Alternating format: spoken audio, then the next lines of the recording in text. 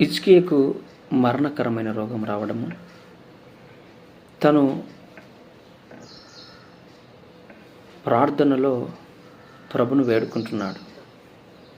అయ్యా, నీ సన్నిధిలో నేను ఎలా జీవిస్తున్నానో, ఎలా బ్రతికితినో ఒకసారి నన్ను జ్ఞాపకం చేసుకో ప్రభువా అని హిజ్కియా రాజు గోడవైపు తిరిగి ప్రార్థించుచుండగా యెషయా ప్రవక్త వచ్చి నీవు కన్నీరు విడుచుట దేవుడు చూచాడు అని మాట్లాడుతున్నాడు. హిజ్కియాకు ఒక మరణకరమైన రోగం వచ్చి కన్నీరు విడుచుట పరలోకపు తండ్రి చూసినట్టుగా మనం లేఖనం చూస్తున్నాం. ఈరోజు హిజ్కియా లాంటి జీవితం మనగడంగా ఉంది.